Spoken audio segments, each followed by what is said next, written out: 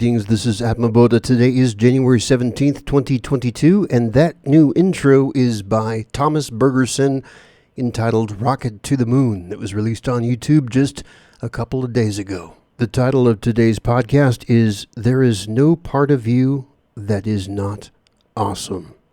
Written portion begins now. There is no part of you that you need to get rid of. It is deluded to think so. The only thing to dispose of is your delusion. It sounds like a bold and audacious thing to say, this concept that there is nothing wrong with you. But the key here is that we are talking about you with a capital Y. The problem isn't that you are amazing. The problem is that you are deluded into thinking that you are not. The more amazing you are, the more humble you also are, because amazing people see amazingness everywhere, even and especially in the people that they come in contact with in their daily lives. This is one of the most profound secrets and mysteries of life. When you fully realize this, you become liberated. You realize that there is nothing to be worried about, and life becomes a celebration of love and truth for everyone. And that concludes the written portion, and now let's dive into that. There is no part of you that is not awesome. What exactly does that mean? That means that there's that unlimited piece of you deep within, and that is awesome. Everything else that doesn't relate to your unlimited empowerment is not you, because the immortal you doesn't have these limitations. And so when we box ourselves in to the mind and define ourselves by how society defines us, then you become limited. And that's not necessarily a bad thing. You can love every limiting experience in your life, and maybe it's necessary for you to experience different roles. Maybe you need to be a dentist. Maybe you need to be a fireman. Maybe you need to be a police officer. Maybe you need to be a criminal. Maybe you need this experience to understand the nuances of life. Now, of course, we're not advocating that you break the law, but instead of feeling intense regret and remorse and guilt about things that you may or may not have done that you're ashamed of, isn't it better to identify with the unlimited part of you and discard, cast aside the parts of you that you don't want? You don't need to identify with the part of you that doesn't inspire you, because that is what's holding you back. This belief that the uninspiring aspects of you is who you are, and that's not the real you. You are more than that.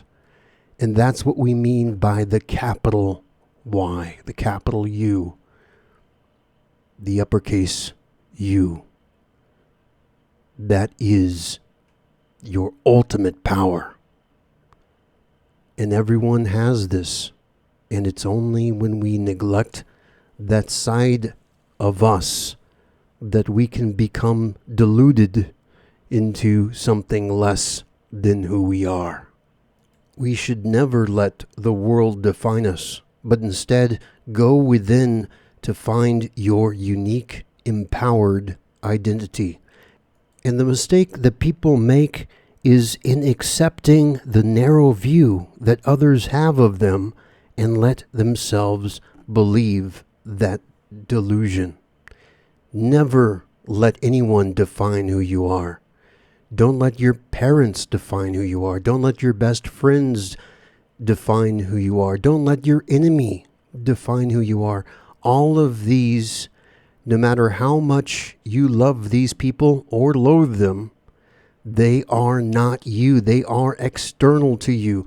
Nobody can know you better than you can discover the depths of your being yourself.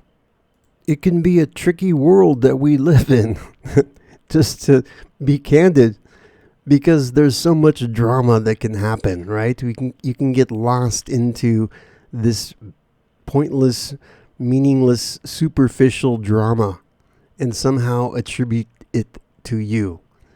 And in order to overcome that, you need to look within to something that inspires you. If you don't inspire yourself, how can you inspire other people? Let's imagine that your life is a movie. Do you want to be a villain in your own movie? No. In fact, villains in real life, they don't see themselves as villains. In fact, they create a narrative whereby they come out looking the hero, no matter how bad or awful the reality might be in terms of their deeds or actions. People are so quick to play the blame game and blame external situations and events for who they are. But let's give you a quick pro tip here. One thing about being a human, and let's say you are a great soul and you have that power within you. Well, guess what? You are like a secret agent being dropped in behind enemy lines, you might say. And you can overcome any situation that you find yourself in. There are so many rags to riches stories of people overcoming the most adverse, impossible odds and yet emerging victorious and building their own empire.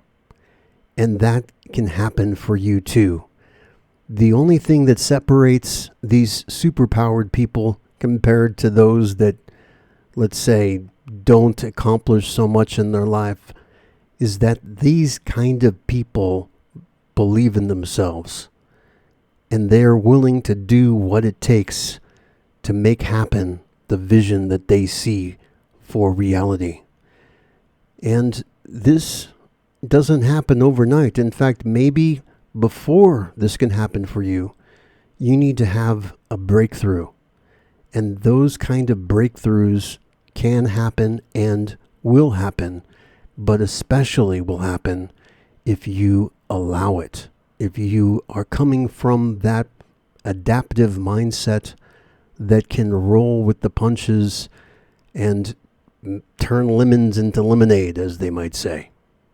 But this concept of there being no part of you that is not awesome is such a powerful concept to firmly ingrain within you.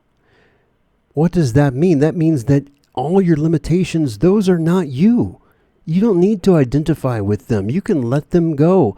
If there's something that you don't want to have in your life, you can drop it. And I'm not talking about only material situations and relationships and friendships or a job you don't like. Of course, yeah, you can discard those if you feel so inspired.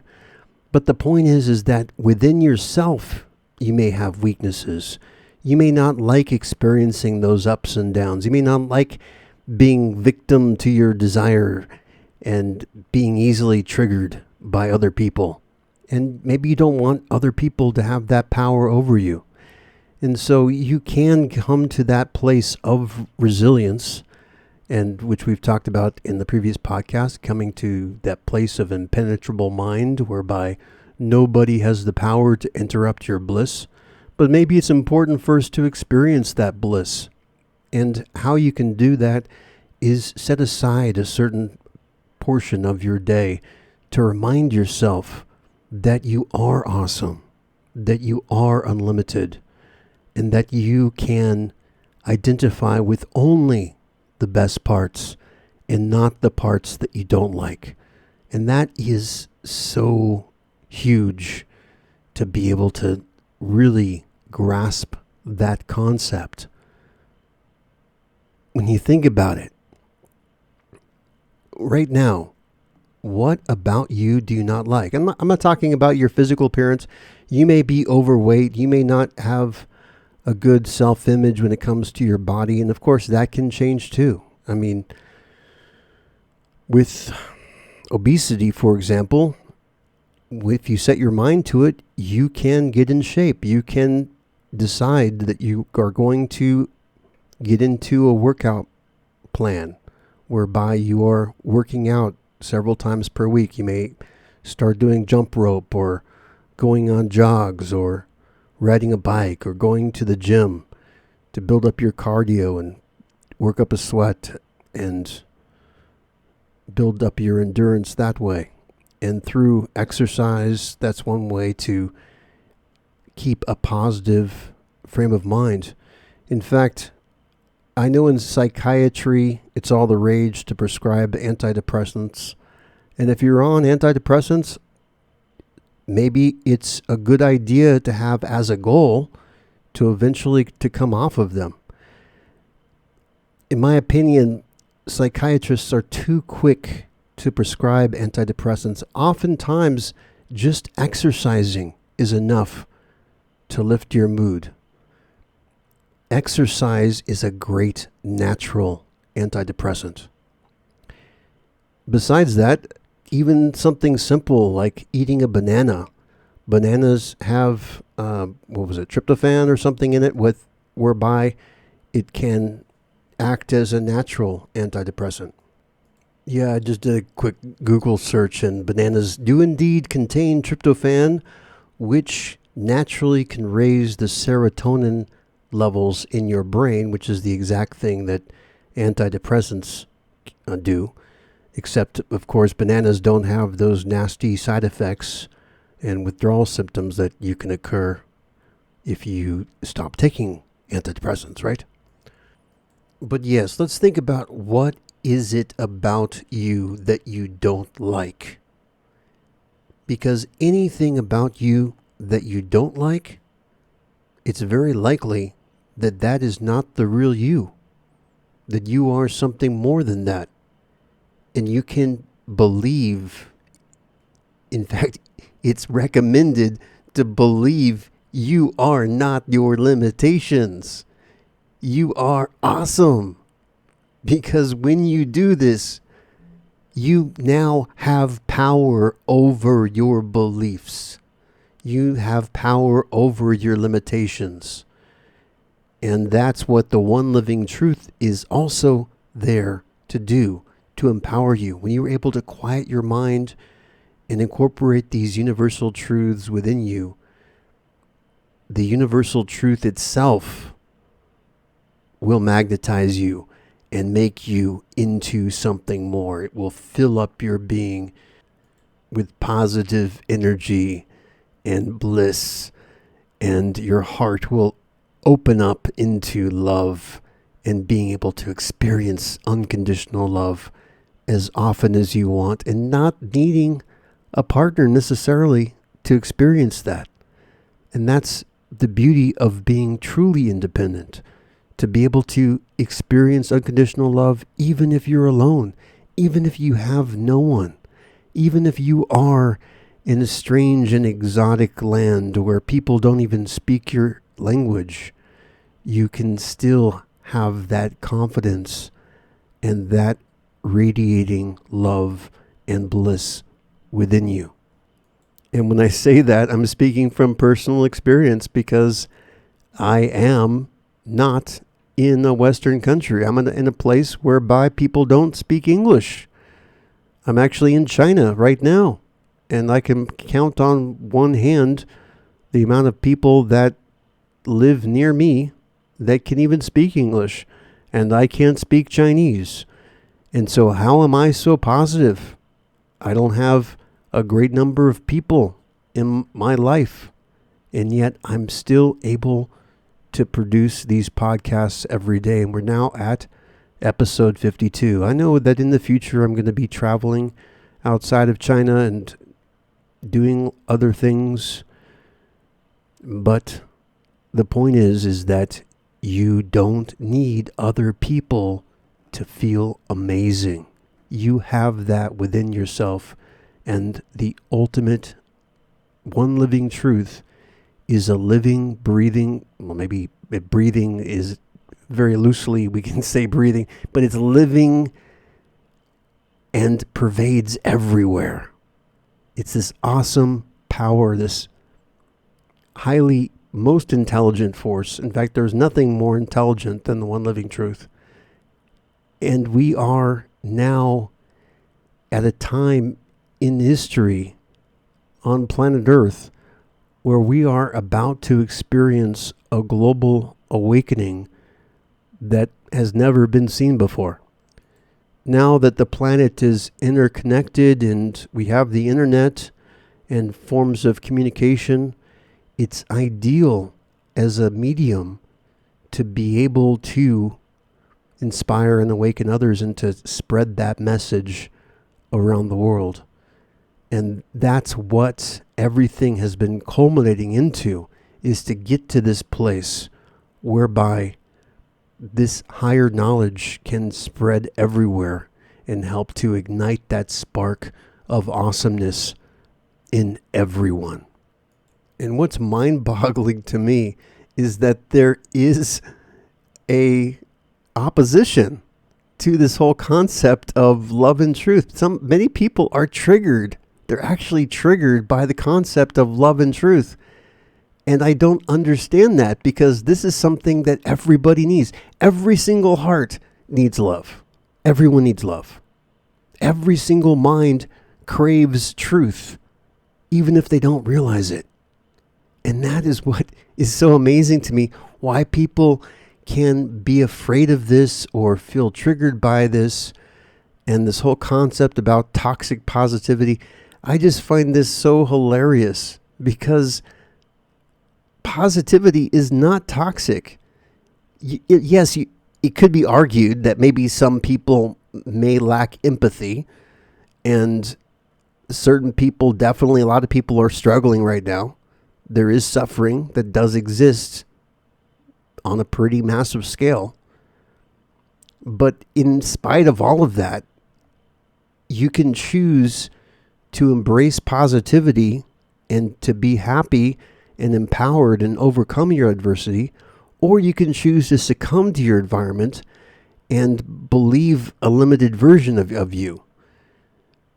For some reason, there's an appeal of going to war with your own mind and throwing out your individuality and thinking that individuality is somehow a bad thing. And that is so, so dangerous, because when you go down that road of collectivism, you're literally going down the road of oppression. Because whenever you have a group consciousness trying to get everyone to conform, that's not awesome. That's trying to make people into someone's idea of who they are, instead of encouraging people to discover their individuality on their own. Your individuality is a great thing, and it's part of what makes you awesome. And that is the ultimate spiritual path, is that you can't take anyone with you on your deeper inner journey. Only you can go there. Only you can experience the full profundity of your identity. And when you do that, that's when more amazing experiences can happen. And the experience of bliss is just beyond words. Poetry is the only way to really describe that. In fact, maybe that's going to be a direction I'm going to have to go into as this podcast evolves, because words can be limiting. In fact, the vastness of who you are is beyond words. And that's what I hope you never forget. And this is Adma Bodha, and divinity.com is back up online. I think Enam had that problem there in a bit. So you can find links to the Reddit, and if you want to be part of the ultimate community. Until next time, you are awesome.